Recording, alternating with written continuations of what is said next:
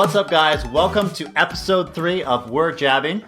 I'm Kenji, a product designer, and I'm joined by my co-host, Licheng. Woohoo! Wednesday. It is Wednesday. And so today on We're Jabbin, episode 3, we're going to talk about our favorite non-classic UX books. So there's hundreds of lists out there that say top 9 UX books every UX designer, every UX researcher needs to read.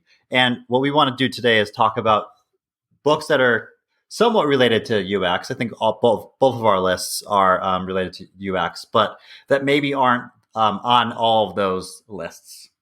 So to kick it off, Licheng, do you want to talk about maybe one of your books that you really liked? Yeah, I have a quick disclaimer that I'm actually not a big book reader. I guess I don't know how many people listen to our podcast, but some of them might. We're at 3 listeners now. We're up from 2 for last week. Yeah. Oh, really?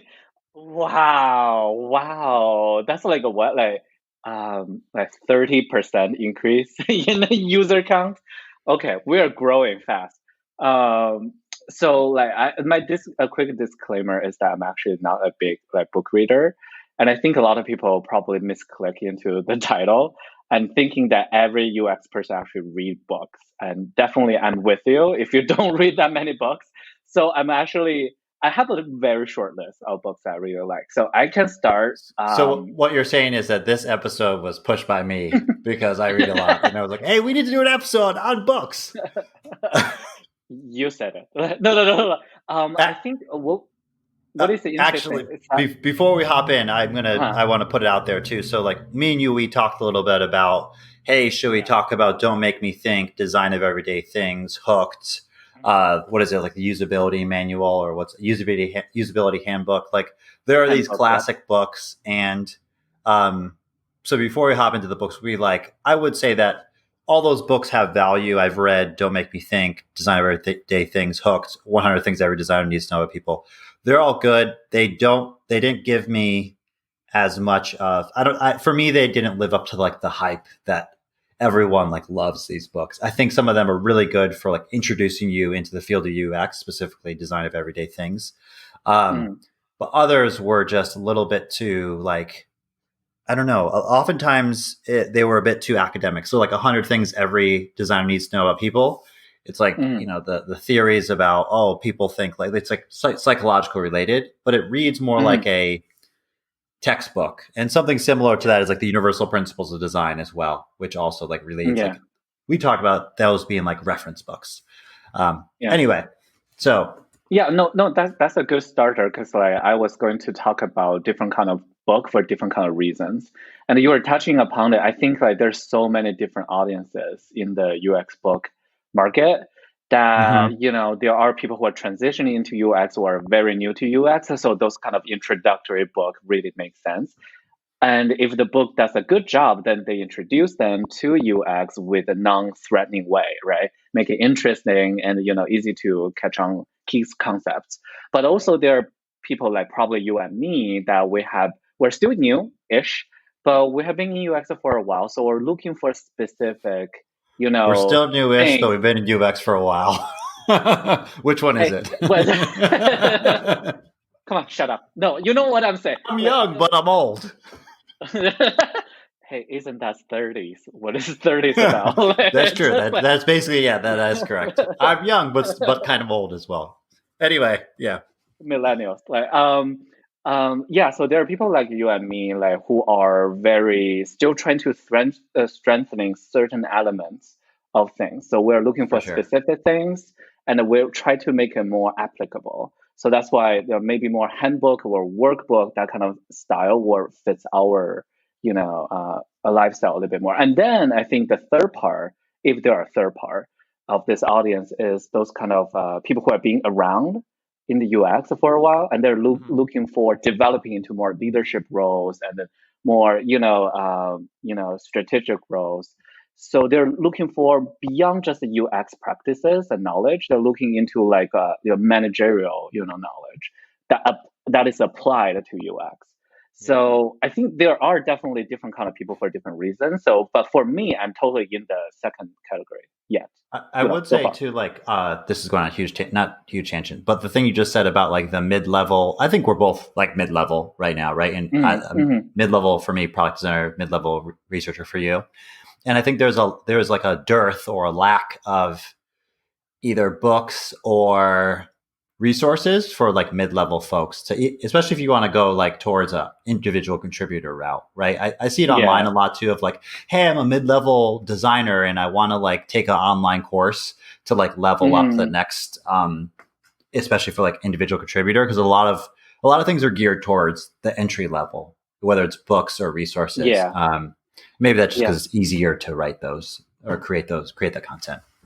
Well, probably bigger market too. Bigger market too. It's probably safe to assume that there are more people who are more hands-on than managers out there.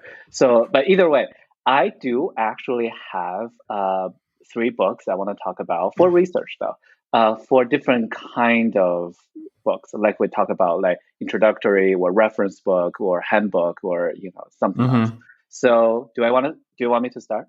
Yeah, just give maybe you give one, and then I'll give one. I'll obviously ask questions too, but give your one of yours. I don't know if this are any in order. Yeah. If this is from like your favorite to your third favorite or what. Yeah. But yeah, have at it. Yes, sir. I'm just like giving you a yes or sign to you. Oh, really? This is switching to the military podcast. I know. I was like, wait, I take a lot of like suggestions from the VP like, at work now, taking orders from you now, like no. You know what? I've been leveling up in my managerial skills in my reading. That's why now I'm influencing you to be my underling. Leadership. Yes. So the first I personally really like, that's not considered as like classic or like popular reading, is called Validating Product Ideas by Tomer Sharon. By the way, I might have butchered every single person this name I'm about to say. So Validating Product Ideas. So the cover is kind of like this like weird patterns, like repetitive weird patterns. And this is one of those Rosenfeld books, I think, right? It's like this. Yeah. That actually is a great series that I hold them dearly. But this one is more geared towards research per se, and the reason I like about it is that it's really applicable. And going back to what we're talking about, so like a more intro book, people who are new to UX as well as people who have been in UX for a while, I think this book will be very applicable to both of them. And they basically divide the book by different chapters. And chapters are the questions you want to answer. Not necessarily, some books, right? The chapter divided by the order they tell a story. And then basically you cannot jump around. Like you have to follow it, like follow the logic of the book. But for this one, for instance, chapter 2 is who are the users? And, that's the kind of question you want to answer. And if you want to answer this type of question, who are the user for a certain product, it gives you a kind of like a structure about what can you do, what should you look for, what kind of things you should, prepare for if you want to do a certain type of research. So it's a very, schemable, and also you can slice and dice by your own, pace. And it basically covers most common research method. And that's not new, but I think it's written in a way that you can basically just dive right into it, which is kind of rare, honestly. There are a lot of books out there, like you said, Kenji, that is very academic, that it might be good, but I'm pretty sure when you have something to deliver tomorrow, for instance, at work, you don't want to hear all those like theory. All you care about is like, holy crap, what question I need to put on the interview guide, right? So this book will be. You're not going to pop an Adderall and just sit and read 600 pages in a night of some academic textbook. What's wrong with you? Are you a dedicated UX researcher? I know, like I should be like smoking. You'll be seeing me smoking. And they said, everyone should read this paper from 1920. I still think that's a good idea, but I understand, research is a practice too, along with a philosophy. So, this book definitely addressed the first part. Nice. And so what would you say, I don't know, how does this compare to other, like, it sounds like a reference book, like, right? It's like very practical. why do you like this one better than other, I don't have UX research reference books off the top of my head, but other books? Yeah, like I said, well, I more or less consider this kind of like a handbook or like a workbook. So you follow what they said, then you will complete a pretty solid research. That of course you have to adjust it to your own situation, right? But for me, reference book is more like a textbook, right? So it's not necessarily help you to finish something. It's more like a teaching you about something. Right. So yeah, this book, like that's just my opinion. But this book, I like it because one, like I said, is dissected by different kind of questions you want to answer. So in case you guys never read that book, like so, for instance, chapter 7, which design generates better results? If you want to answer this type of question, then follow what they said in chapter 7. And chapter 4 is what is users' workflow? So if we wonder about workflow, they gave a suggestion about what kind of a research method you should think about, and how to follow, and which part of the traps might be out there that you need to be careful. So very, very good. Even though I think I have been in research for a good few years now, but occasionally I still come back for like traps and stuff like that. That really is helpful. I can easily see this, that someone who knows the question but don't know what's the best way, or thinking about the rigor of the research design, this might be a good starting point. So very applicable. I like those. I like those chapter teasers. They made me want to read this book now. Actually, of like, buy one. This is like awesome. What's the better design, right? Or things that obviously it's still applicable design too. Cool, nice. Yeah. So that's book recommendation number 1. Shall I go? Yeah, and also one last thing. This book is cheap too. It's pretty cheap, and it has a good paper. So number one importance for Licheng. How cheap is it? Is it below $20? Okay. And I'm not trying to stereotype, stuff, but I do like cheap stuff, but produce a lot of value. So it makes me feel like I'm using coupons, So that's a really good feeling I'm getting from this book. And so, quick note too is like, are you? Do you feel like this has to be hard copy or Kindle okay? Is there a preference here? That is a great question. Oh, $1 million question. I think for me, hard copy is always better, because it just helped me to remember things. But it's pretty heavy though. So for those of you who like to have a bunch of books all at once, or you are really new, so you are trying to referring to a bunch of books or getting multiple opinions from multiple books, then probably get the digital version, because you are, at the end of the day, just looking at 1 or 2 chapters of the book. So carrying that with you might not make most sense. But I like the colorfulness. I ask that because there's certain books that I like to read that are, as I go through my list, I'll point out too, often design books I like to read as hardcover, or not hardcover, but paperback, like a physical book, because I want to because they have images, or want to write in the margins, that type of thing, or put sticky notes. But other books that aren't necessarily design focused, I'll read on Kindle if I don't need images or that type of thing. So just a quick, that's what I was asking. Yeah, if in that case, then I think did I just burp in front of Billy? I think too much pizza today. Oh boy. Had a lot of dumplings for dinner. But basically, if that's the case, I don't think you need to write a lot of stuff on this book, but on its own, it's a workbook. So probably digital will make sense. And also digital are cheaper too, Licheng, major benefit. Reiterate on that. Yeah. Major benefit. All right, yours. Well, all right. My in no order. So we have 3 books each, in no order of preference, really, for me. My book is Build Better Products by Laura Klein. And so Laura Klein is I think she's a product manager now, but she used to be a UX. So she's like UX / product management. She runs Users Know, and actually has her own podcast, What's Wrong with UX. I really like this book. I've used it. I have right next to me, there's sticky notes all through it.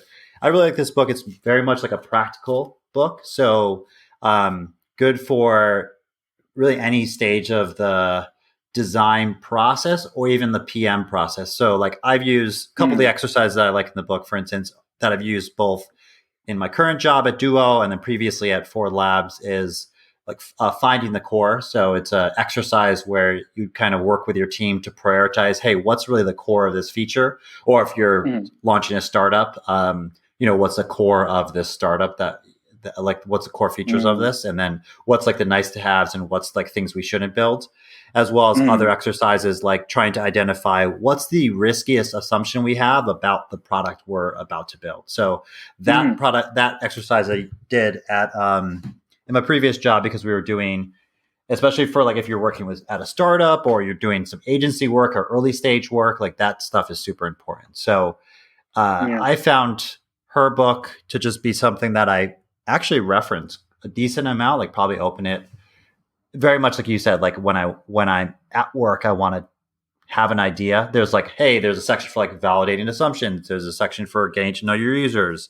It's similar that you don't have to read it through. I read it through because I really like her style of writing is like very quirky and like writes like a normal person, not a textbook. So it's very fun to read as well. So I think it's really good for folks who are, UXers who are interested in some PM work. And also if you're working at like an early stage startup and maybe your roles bleed a little bit, or even if you're just a product designer and you're doing workshops on your team at your own, at like your corporate job as well. I think a lot of the things she does are super applicable to just any product designer and very practical. Right. Like kind of like early startup and entrepreneurship people. Yes. Yes. Okay. Quick question on this one though, because as you speak, I was thinking that I think there is the whole Lean series book out there, right? It's supposed to address a similar issue, like Lean UX, Lean Analytics, Lean Startup, those type of books. Jeff like, Goldfield or something, right? Yeah. Yeah. What's your opinion on that? I think I read about halfway of Lean UX. I like this book much better. I just feel like it kind of traversed the world. Maybe just because what I'm interested as well. It's like traversing the world. I'm just looking at the chapter summaries, right? It's like you have defining a better business need is chapter 1. You have a chapter on like validation and identifying assumptions better and like understanding or creating better user behavior and like measure it better, build a better team. So I like that it like moves beyond, it kind of like pushes you as a designer to think like, hey, I'm not just pushing pixels. That's what you said to me on one podcast. And so it's like pushing beyond that to think more holistically as like a product person. So I think this is like one of those books to me that is, hey, I've been in the field a little bit and I've been a junior designer and I want to move up or understand like product better essentially, but still do UX work. That's why I really like this book. And then you can more applicable. Very applicable, very practical, no theoretical nonsense, gives some good case studies. Very good book. Yeah. This might be a little bit too much, and I don't want Duo to be mad at me, but do you have anything to share about one story that you apply something from that book to your job? I think some of our audience might want to hear that. Yeah. So, for instance, at Duo, the finding I mentioned a little bit, but we were discussing, any feature you roll out, you can, for a designer, right? The often thought is like, oh, the full vision of this feature is going to be like, it's going to do this, this, and this. And so part of what a designer and I did for something within Duo around like customization was around trying to basically scope this down to understand, hey, what's like MVP 1, MVP 2, MVP 3? And so that's where we did that finding the core exercise where we worked with, like we did a bunch of research. We worked with our PM and our engineers and other stakeholders and like discussed like, hey, and basically mapped it out like, this is what we think is really the core of this feature. These are the nice to haves, but in like initial, you have to start somewhere. So like the initial product we're going to ship is going to have these features inside of it. So I think that might be my favorite. I don't know. I've used that exercise before as well. That might be one of my favorite exercises from this book. I think a lot of people will appreciate that how to do exercise with the team. That's honestly one area I got scared of every single time. I mean, I do bunch, but every single time I need to run the workshop or whatever that team sport, that it got me a little bit like, ooh, am I doing the right thing or stuff like that. So I'm not joking. Like every time I'm like, oh my god, I'm messing this up. So I'm pretty sure a lot of people will appreciate some structure and some guidance. Yeah, I think that's natural. I think like right, it's like there's no, especially remotely, it's hard to get facial reactions. But and in our field, it's not like you're running something that is like a workshop is so nebulous or you can go any way, right? So sometimes it's like, Hmm. am I doing the right thing? Is this the right flow to do right now? Is this the right exercise? It's not like running a scientific experiment or something along those Yeah, lines. It's very it's the like, art. it's more Yeah, nebulous. Yes, for sure. And you have to have yeah, like high energy and have it planned out well, etc. So yeah, yeah. I feel you on that. It's intimidating. Okay. All right. I Book number 2 for you. Oh my God, I'm so afraid of this moment because I'm gonna disappoint everyone. Because we were just like bashing like reference book, and I'm gonna recommend a reference book. So it's called Quantifying the User Experience, and that's written by Sorrell and Lewis. And a similar one is like Measuring the User Experience by Tullis and Albert. So those two books are particularly geared towards quantitative user research. Now I think I just like turned off, half of our users audience is probably like one people, And because and this is and one podcast host. I'll be back in 20 minutes. and Kanji too. So the reason I recommend is because for quantitative side of user research, that is more technical, right? So there's a lot of technicality out there. Occasionally you will forget about. So there are a lot of details that occasionally I forgot the language, right? So what happened to me usually in day to day is that, oh, you need to learn your team's language, you have to learn your product's language, you have to learn your business language, and eventually you shape your own language to make your stakeholders easy to understand your research. And occasionally I forgot how to speak the actual scientific language. Very occasionally, I know Hmm. what I'm talking about, but I forgot like when people ask me like, hey, what is this thing? And I'm like, I don't have the best way to, explain it to you. So that's where this book really helped me to reground, like kind of like a refresher. And this book is honestly an overkill for everybody who are interested in quantitative user research. And I think most people after reading this book will get really scared. That's because don't expect this book to become an introductory book. No, it's a reference book. So they're assuming that you know what exactly you're looking for, and you know a bunch of stuff already, and you're ready for Hmm. this. So, for instance, giving example, right? So if you want to know, I'm just like flipping And you're talking through. about quantifying the user experience right now, right? That book, I, yep. I'm mostly. talking about Okay. that. Yep. So for instance, like, oh, there you go. Table 5.10, sample data for McNiman exact test. So, that already itself has scared a bunch of people. What the heck is this test? So like it's very scientific and it will throw a bunch of like formulas at you. So the reason I still recommend this is that this give you a lot of confidence in the things you can communicate to your team if you need it. In the case you need it, but if you don't need it, don't use this as a way to educate yourself because this is gonna be an overkill. It's almost like reading like what Stephen Hawking's like Brief History of Time as a before bed book learning about science. It's an overkill. Like I remember I did that a few years back, and the first four chapters or a few chapters I was like, okay, I can catch up. And then there was a one chapter. It's like, imagine time is like a cylinder.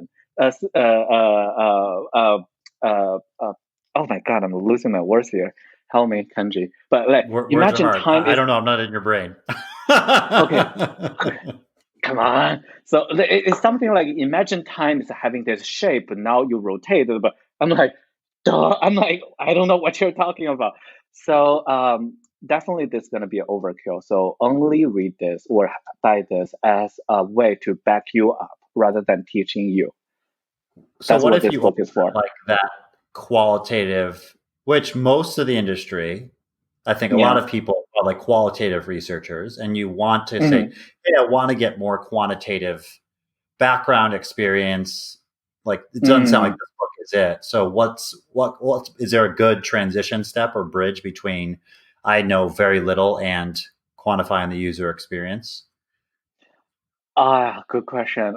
So far I didn't find any, and that's why the country we were talking about that. I have this idea. I had this idea before COVID, where in the beginning of COVID, and now I kind of lost the idea. But that I hope I can help the community to know more about quant research. It's not scary, but it has its rigor. And it's not as easy to learn like interviewing. It's way more complicated than that. So I think there's a big gap in there. Sounds like an online course to launch. Woo-hoo! Sounds like an online course to launch. Yeah, for real. That sounds like an online course to launch. Did we just figure out a business model that would just for you speak it out in a podcast? I'm seeing this. You're seeing it more during COVID. I think a lot of people are running like who did in-person workshops are now doing online courses. That's a different topic, but yeah, it's like there's probably a gap for that. Not probably. It sounds like there is a major gap for that. Yeah, I think that's why there's I don't know about how much you heard about research, Kenji, so it might be different from your perspective, but in research, the difference between qual and quant and divide is pretty deep. So from my understanding, it's way bigger than, say, the difference between graphic design and interaction design. So it's almost like if you are a quality researcher, it's so much harder for you to master the language of quantitative research. So which is very interesting. And it's something I'm really passionate about to hopefully can help the community. Yeah. All right. Yeah. That's my second one. Nice. So second one was quantifying the user experience. Yeah. What's your second? I was waiting for that question. So my second one is a book called, my second one, pause, silence, key use of silence. My second one is this called The Smarter Screen. It's like a date, I pause, I'm just waiting for, hey, is this woman across from me going to ask me a question, right? Using silence in a area, in a concert, I'm deploying silence in my concert for 20 seconds. I'm like, oh my God. There you go. It's a very useful tool. Okay, so my second book is called The Smarter Screen by Shlomo Bernartzi. So a lot of books out there, a lot of lists, UX books, I think, you see a lot of behavioral science or behavioral economics books, specifically, not a lot, but you'll see two. That's Predictably Irrational by Dan Ariely and Thinking Fast and Slow by Daniel Kahneman. I love both of those books in terms of behavioral science, but they're still very baked in the world of behavioral economics or behavioral science. This book, Bernartzi is also a behavioral economist, and I think he worked with Richard Thaler. But I really like this book because it takes all the research from that field or from those fields and then applies it to real life practices. So it's less theoretical and is like giving examples of studies that had to do with interfaces. And like as a designer, that's like very useful, right? Because you're directly translating research findings in this field to digital interfaces. So very much love this book. This is actually, I think, one of my favorite books in general. So in the book, he talks about a lot of things, but like breaks down to the kind of how visual attention works, biases, choice overload. And instead of just having that as a high level, like this is what choice overload is, or this is what attention, this is how attention works. It's actually like mapping it to UI design. So an example from this book that I love and actually I use in my own life was there's a whole section, maybe that's just me geeking out, but there's a whole section on studies that are done about like hard to read text or disfluency as he calls it, and how that actually impacts how easy it is to remember information. So he gives an example of like, think about if you put a warning on a website in Comic Sans, not like anyone would actually do that, but something that was like ominous. For instance, if you're trying to communicate out like, hey, smoking kills, and it's something, or like in a mortgage application, you want to highlight the mortgage rates that are like very bad or very good. I guess it's if you really want the consumer to pay attention to it. Oftentimes, what we do on websites is like you made everything really easy to read, or even on a Kindle, it's very easy to read. But because of that, your brain is not actually like putting in the energy to remember this. So a quote I like from this book is, if we want people to remember what they read, we should seriously consider deploying a little disfluency, which is like hard to read or difficult to read text. It's not about being carelessly ugly. It's about getting the mind to slow down. So for me, that's why I actually hate reading on like screens, because not Kindle because it's like e-ink, but like on a computer screen, because you just tend to fly down. And it's very hard to like slow down. So I really, there was probably a full chapter just on all the research done here. And for me, what I did after this was actually like I took my Kindle and I kept switching it to different fonts to see if like that helped me to slow down.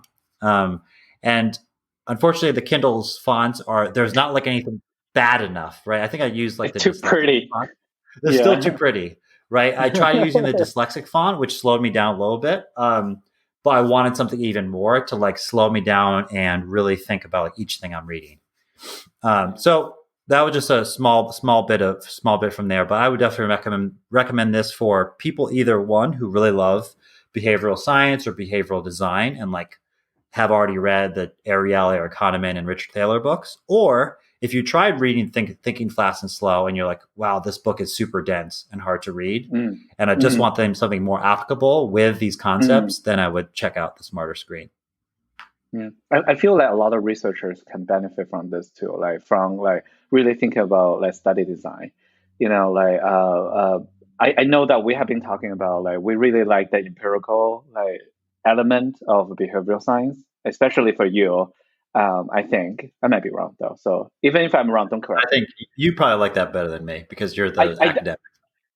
I'm so geeking out every time I think about it. So, but I like, the approach it takes. So it gives you the whys, it shows you how they arrived to that point, and also probably you'll learn a lot from following their journey of arriving to the conclusion that, occasionally you do want to throw something quote unquote ugly, like, to emphasize certain things, or minds will just like blah, go through a bunch of information without capturing it. So, and that reminds me, this going totally off base about like books, but it reminds me like, have you heard of the desirability testing? No. It's one of ways. So it's actually a simple concept, but basically, the research shows that is this a dating concept again? Like, it's like show muscle, like show boobs, like, lift up your pant leg 3 inches above the sock. I'm pretty sure some bloggers do write about it. I'm pretty sure that it's out there. But what I was talking about is that, especially for e-commerce, research showed that people will form an idea about a new interface in 0. something seconds. So people form an idea without actually reading anything. So that's how our brain works, especially in certain aspects, particularly e-commerce, right? Because we need to think about, is it trustworthy? Should I shop here? Is it, does it fit my style or stuff like that? So this totally kind of relates to that, if we make it too easy, that our brain just like, fly it through. But this book talks about that. It probably references those same research. So you'd like this book. If you like that, it's like, somebody, it's like 350 milliseconds that it doesn't get too deep. It's not super technical, but it covers a similar topic that what you're describing. So yeah, I like it. But also following the study, like it does, because I didn't read it, so I was assuming that for the pure sake of talking about ugly or quote unquote ugly, typefaces or whatever, I wonder how long that effect lasts.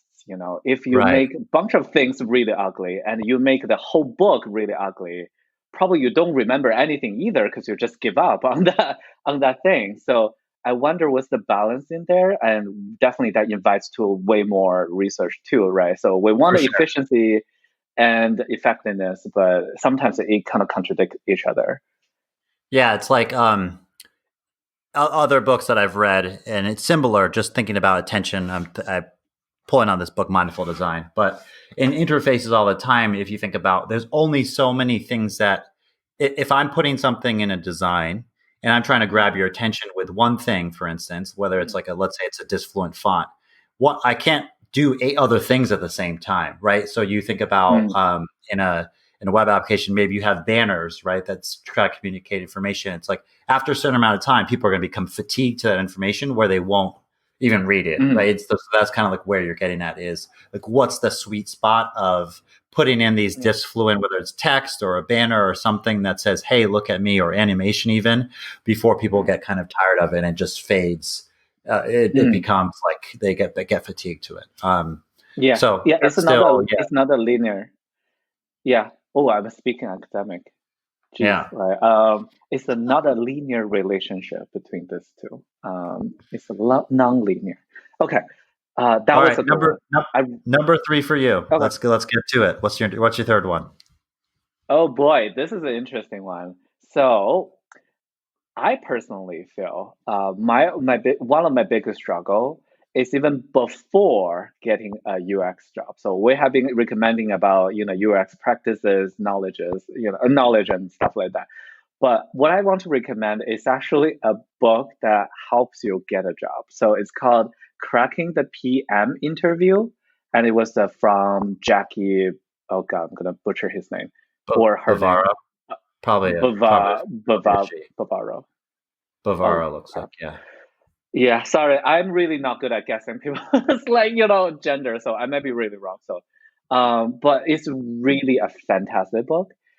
Even though the audience for the book was intended for PMs who are trying to interview for PM positions, but I see so much synergies there.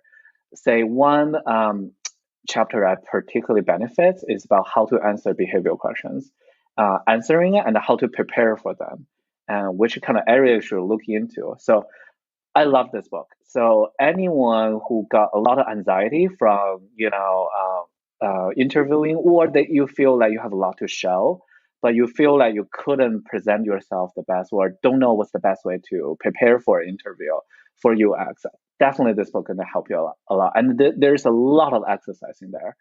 And but again, it's a 4 p.m. So there are definitely areas there like, oh, for PM, you look for leadership. But I think all the UX, particularly IC roles, like leadership and influence is like a big area too. For sure. So there's a lot of areas you can transfer from one field to another.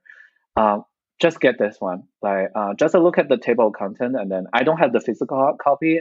This is the one I have a digital copy because I only use it very occasionally.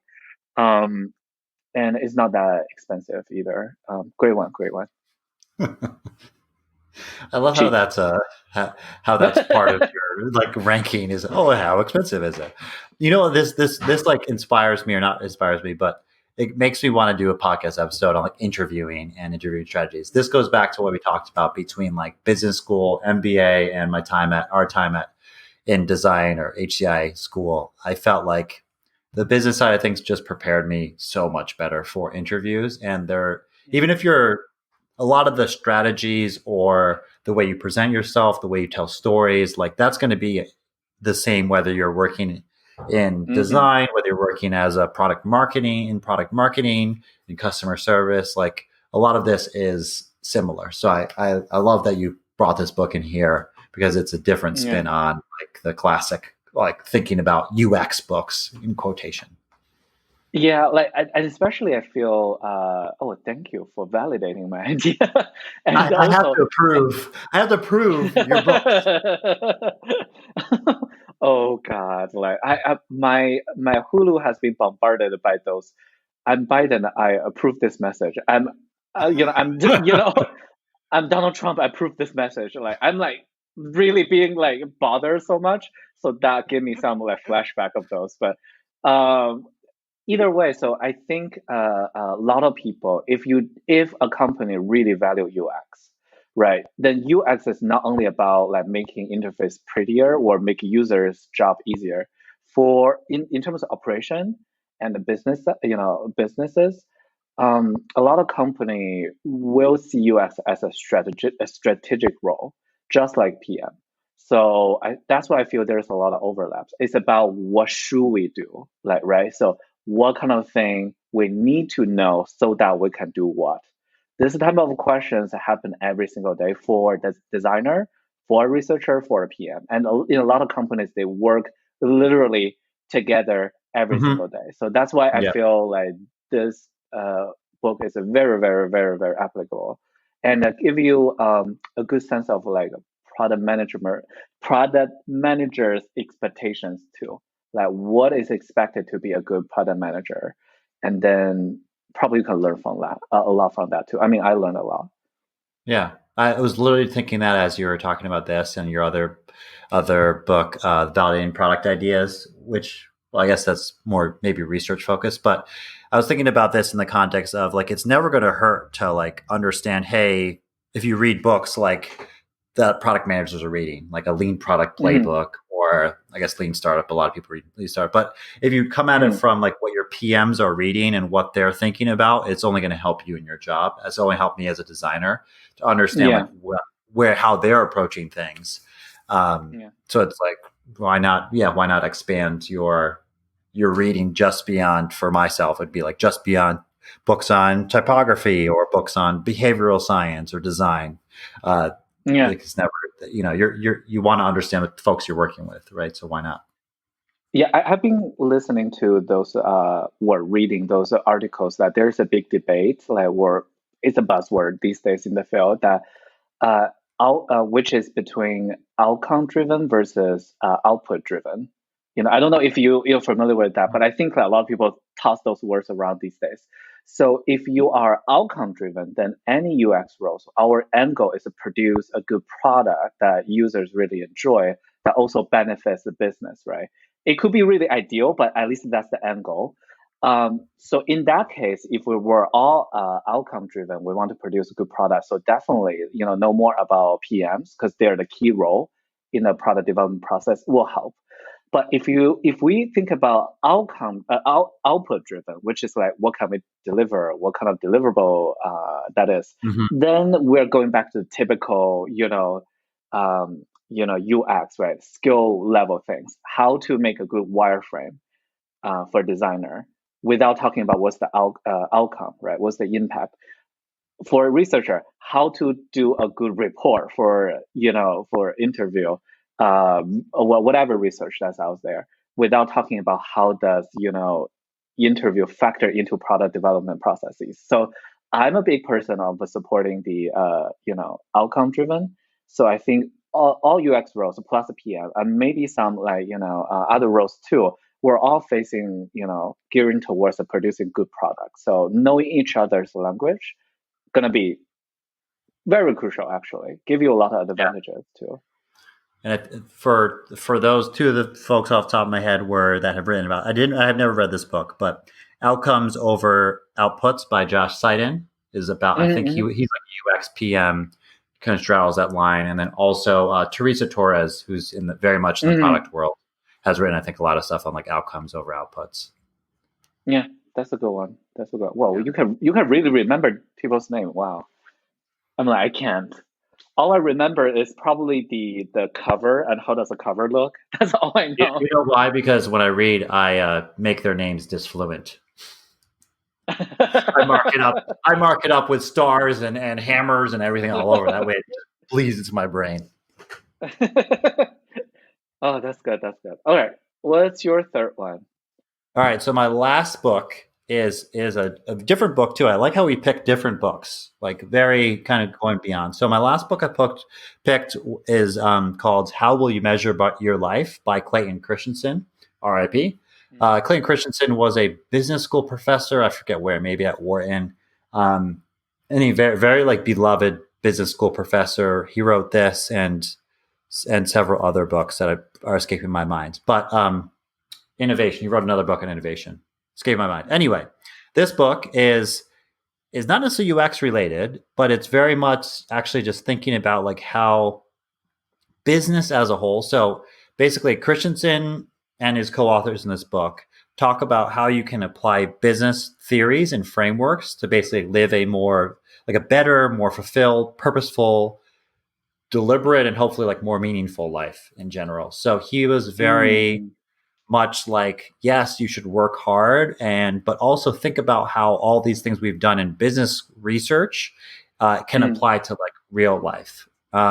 So and this going to probably bleed into what book you're going to read next. But an example of this that we use actually that's used in UX field now is the jobs to be done framework, right? So there's the you might have seen, or folks might have seen this clip of Clayton Christensen talking about how we like what is a job? What are people hiring a milkshake to do? He did a case study where he was working with like a fast food restaurant, and he was wanting to understand like what are people hiring this milkshake for, right? And it's not just for breakfast or to fill them. It was actually like what they found out was people were hiring this milkshake to really occupy them on a long commute. It's very, it's not like a donut, which you can eat in 3 seconds. It's thick. It kind of, while you're driving with your left hand, you can hold it in your right hand. So there was this real like purpose that this milkshake was serving. But so the quote I like from this book, just example of what this jobs to be done framework kind of means is there's got to be a job needing to be done that is causing people to hire a milkshake to do the job. And we have to figure out what the job is. So Intercom is like a very famous the SaaS company is very famous for using jobs to be done. And so what I liked about this book was it didn't just say, okay, this is jobs to be done. It actually takes this out and says, hey, how can you use like the jobs to be done framework in your own life, like outside of work? So one example, and that could be like in relationships or why you do certain things. So one example might be like, what do you hire social media for? And this gets to the kind of topic of the social dilemma that we briefly touched on in a couple episodes back. So, but like you might hire, like for me, I initially hired Instagram to like keep in touch with friends and family. But then what you realize is that, what I realized is that I found myself just scrolling through pictures and they're not even of friends and family anymore. They're just celebrities or memes or just a total waste of time. So you say, okay, is social media, is Instagram doing the job I hired it for?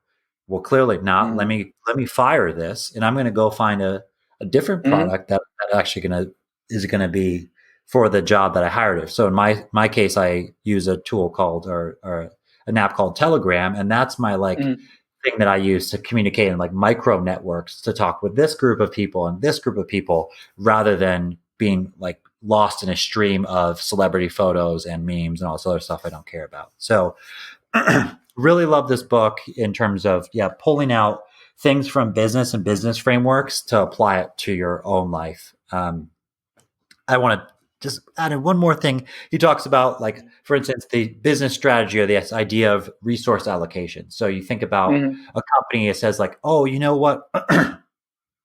Maybe it's Ford, and they're like, we want to be the most sustainable company or actually one thing might be for like Ford is I think they have something around like diversity and inclusion. And they say, we want to be the most diverse and inclusive company in 2024, for instance. I don't know if that's their actual thing, but they have something around like diversity and inclusion. And what's really important here is what he's saying is to understand a company's strategy, look at what they actually do versus what they say they will do. And so this can be really applied in your own life as well, because you might say to yourself, this hit hard for me because there's a quote that says, you might think you are a charitable person, but how often do you really give your time or money to a cause you care about? So like a company might say like, hey, this is how we resource our allocations, but really what is their behavior? What is their real behavior is dictating what their company strategy is really about. So Facebook might say, hey, we really care about, morals and ethics on our platform and making it a loving platform. But then you say, oh, but you're only dedicating X amount of dollars towards moderation. And a ton more dollars towards monetization. So now we understand the actual real strategy of your company. So I love just like how they back out business theory and business frameworks and apply it to real life. Sorry, I went on way too long there. Lovely, lovely, lovely. Well, two things. One, this episode is not sponsored by Telegram, so I just want to throw that out there. They sending a really interesting message. But if Telegram you are interested in, sponsoring us, please contact us. Call this number at 872. So, but the second thing what I like about you said is that it almost reminds me another buzzword of being mindful. So this jobs to be done, and honestly, that's one thing I'm so curious about.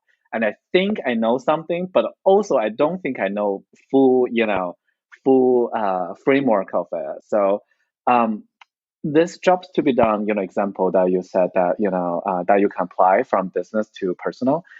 It really does two things, right? As you speak, one is it really makes you more aware what your actual intentions are, rather than just like floating by, and then your true intention got buried by some other kind of actions. And secondly, once you know what your true intention is, like for instance, right, for your social media, you're not interested in passively learning about like celebrities and or discounts of Amazon ads or something like that. You're more interested in forming this like a micro community or macro network. So it helps you to align your intention with action. So, and that's what I really like recently, especially this year, is that to be mindful, right? So we want to be aware what true values are to us as individuals.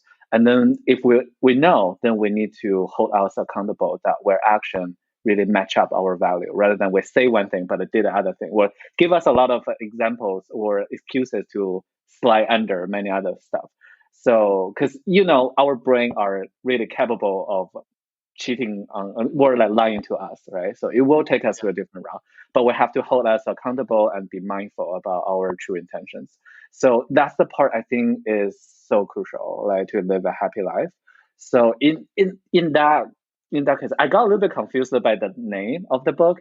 How will you measure your life? I guess this is where the measure means, right? Like Yes, it's like how do you measure he's your very much on in terms of like bringing in like using these frameworks to and like incorporate, I guess, not with like traditional mindfulness of like meditation, but like thinking right. through like you basically what you just referred to was resource allocation. You kind of blurred between like jobs to be done and resource allocation of hey, am I doing like I think that I'm this type of person, or I'm saying hey, I'm a healthy living whatever generous person, but then if I actually sit down and measure out or document or journal what I've done, are my resources Yeah. am I actually doing that, right?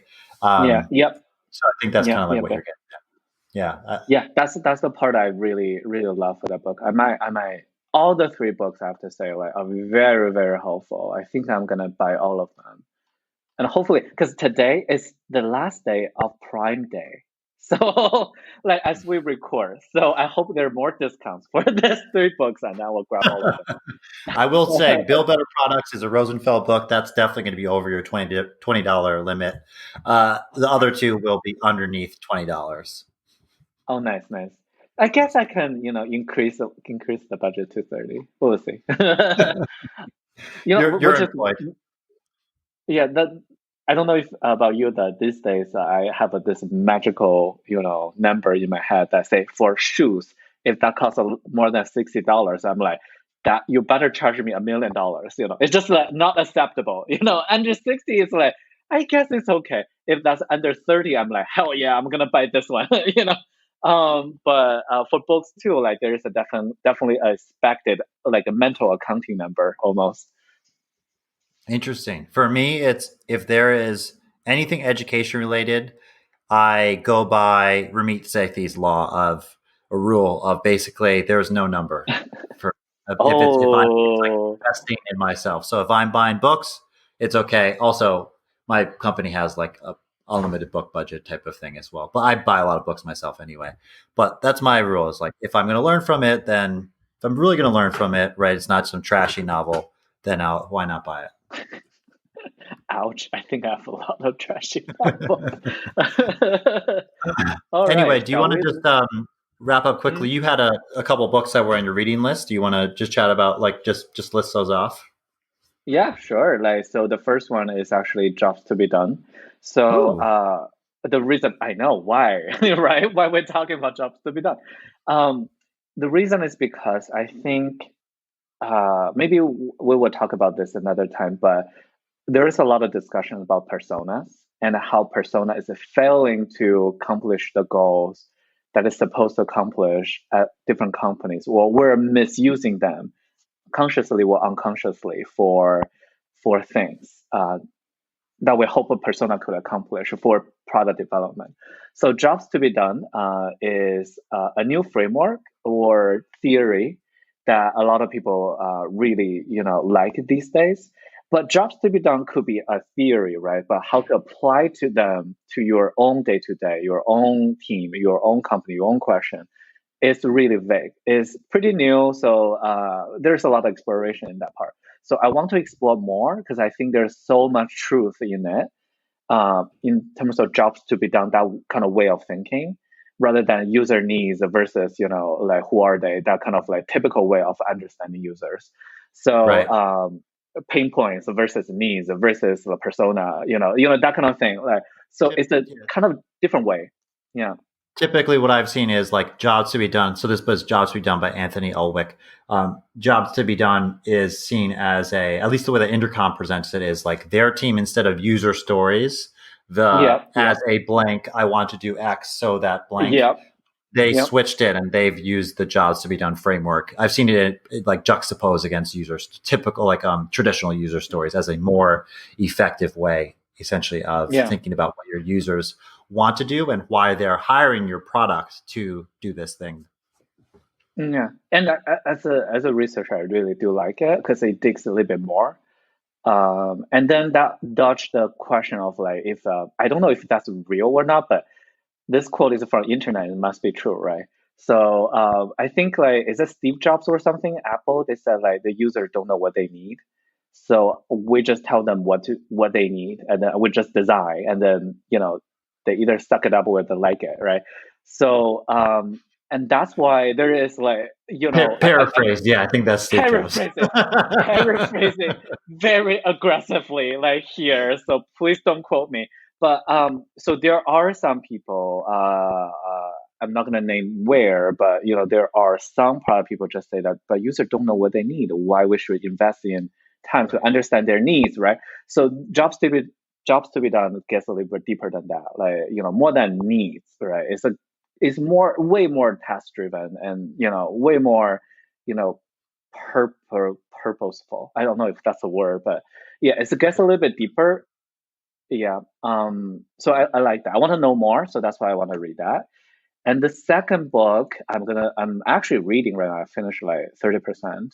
It's called Shipping Greatness by Chris Vandermeer. Oh boy, like gonna butcher their name again. So it's basically a collection of case studies of how Google and Amazon ship products.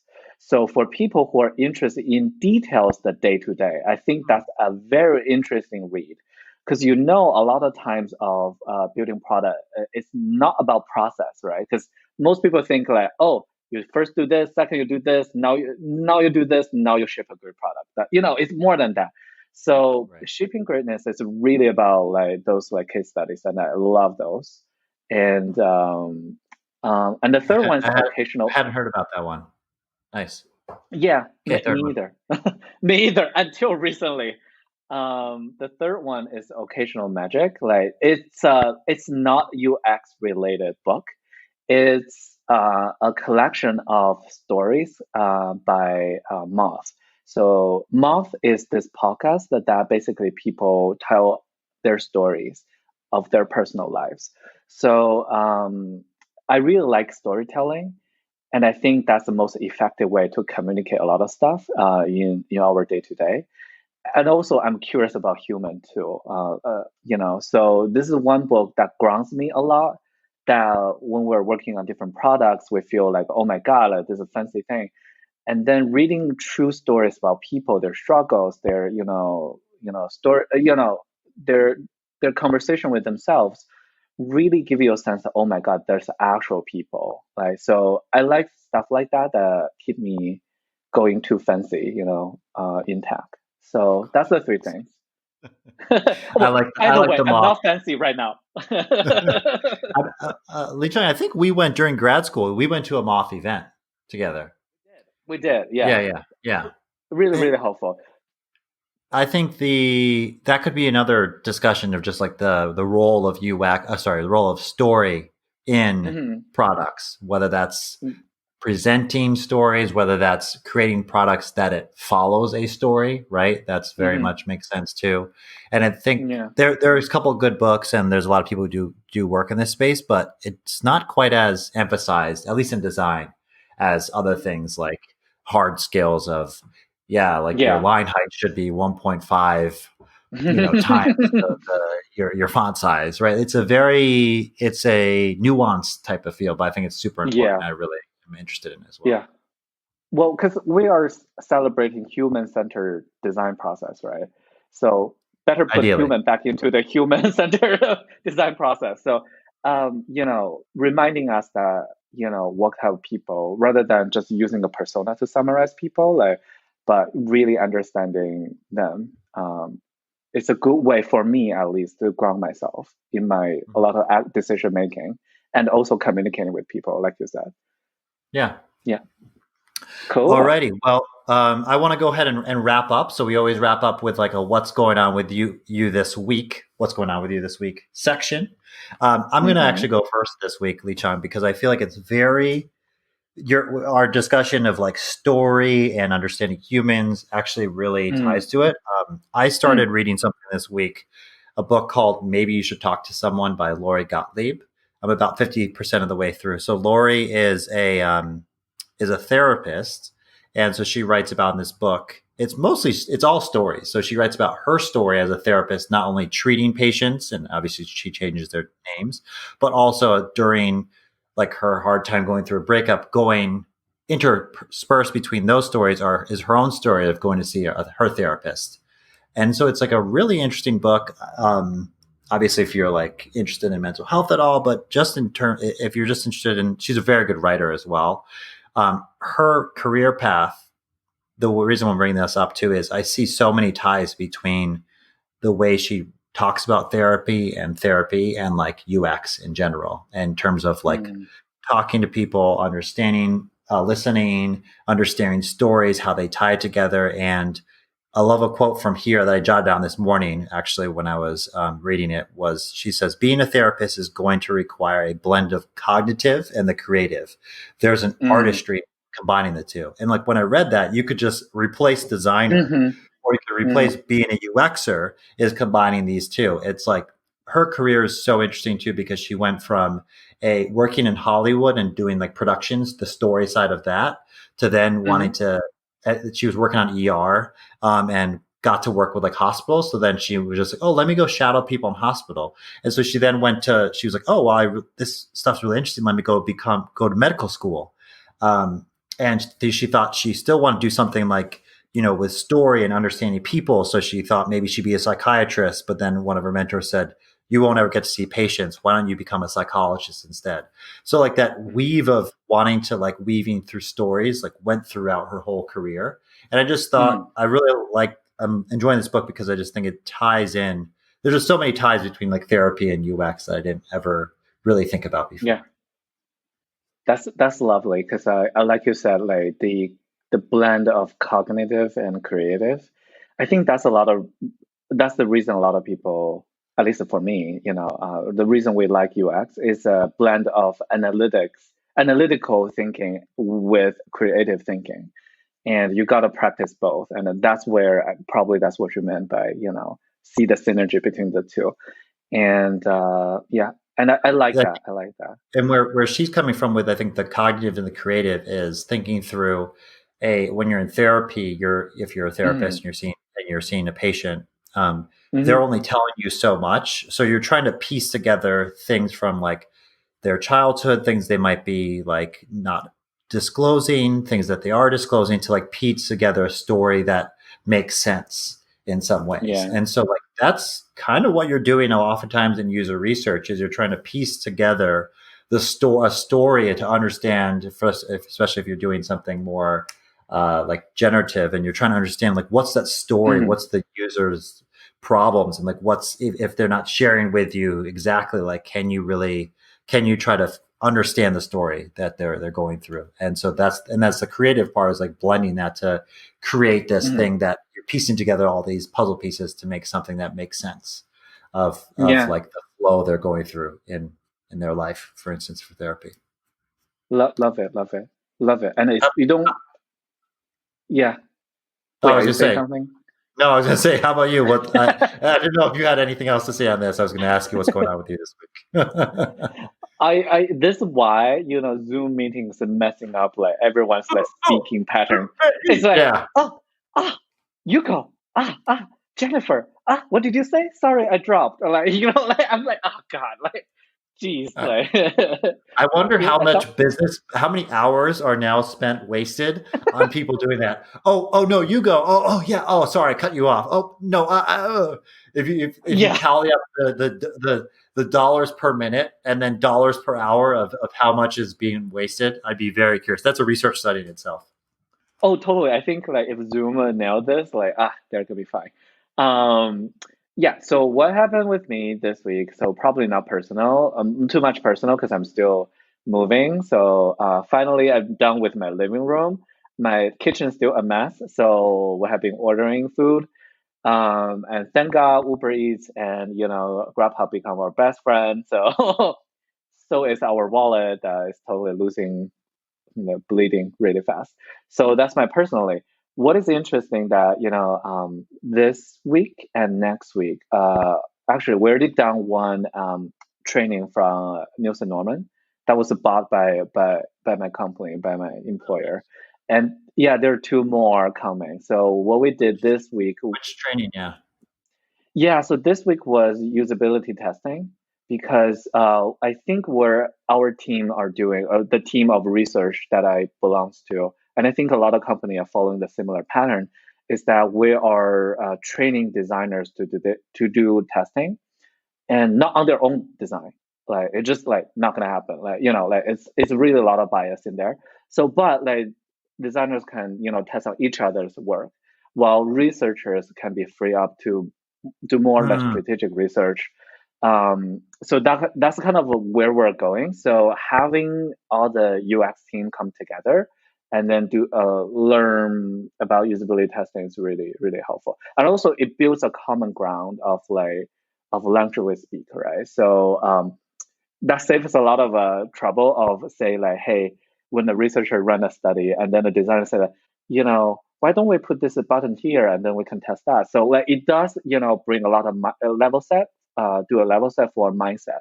When we're doing testing, what should we be careful? What should, stuff like that. So that was really helpful. And then there are two more up and coming. One is the lean UX. Another one is something analytics based, but that training is only for researchers. So so the company buying that three, and I'm really happy because I think you only need like 5 courses to get a certificate or something. It's not like I'm trying to get a certificate, You but I'm have like no so need close. to do it. Yeah, I'm curious. So I was actually thinking about. I'm probably going to do the NNG. There's like a 2 week. They usually have like in person Yep, workshops, and so yep. I'm actually going to do their. I think I'm going to sign up for their training come November. It's like over the course of like a week and a half. hmm So I'm curious. I don't know. What are your thoughts so far on the stuff you've gone the through with them? training. Yeah. Yeah. Uh, I would say that as a researcher, like there's nothing surprising that they said, Right. right? So, but that doesn't mean that nobody, you will learn little. I think everyone will learn quite a lot. Even for me, there's a lot of refreshers. So that's a language and whatever. So that's a helpful. What I find most helpful is that time they dedicated to you, right? So during the workshop or during the training bring your personal issues that come from your own organization to them and So ask we're talking their about therapy opinion. now? Is that where we're going? Therapy now? Bring your Basically, personal issues. basically. Oh, personal. By personal, I mean like questions you want to ask about your team, right? To them. And what I like about them is that they have done a lot of training to different kind of businesses. So they do have a lot of overview about different type of business and different type of problems they're facing. So that was really helpful. I have a bunch of questions about how what's the most efficient way to do recruiting for B2B software, so and stuff like that. So I have my own way of doing that, and I'm still looking to improve, right? So having them to tell me what they know from other clients and then other things that they have learned over the years was really helpful. So turn that into more personal sessions than make it just like they blah and then you blah and then everybody go home. That's I find it is a better way to do it. And also the material that's given to you is really solid. So keep a copy of that. Nice. Okay. Sweet. Yeah, I've heard good things, so I'm looking forward to myself. I would like to point out before we hop off, real quick thing that I'm looking forward to is our pumpkin carving event at the end of this week. That's going to be a highlight. Is going to pick some pumpkins and carve them. I bought a special pumpkin carving set, so I'm looking forward to that this Saturday. God! Oh, big time! I was going to bring my own like knife or something since you have fancy tools. Jeez. Okay. I think. Well, I bought one set. I bought a fancy set, and then our other friend bought a more simple set. So we should be covered. But if you want to bring your own knives as well, okay, that doesn't hurt. I probably will buy a few pumpkin, and then we can carve together. Yeah, it's gonna be fun. You can cook, right? You can cook. So okay, can you make a pie or something? I know, like you said that you can cook. we can go for. I've never made a pumpkin pie, but we can go. I feel like we have to do something pumpkin pie, pumpkin cocktails, something along the pumpkiny sphere of things. Fall theme, yeah. Exactly. All right. So. All right. Well, that's a wrap for episode 3 of We're Jabbing, where we talked about our favorite UX books. Go ahead and subscribe to us on Apple Podcasts, Google Podcasts, Spotify, wherever you find your podcasts. Thank you for listening, and we'll see you next week.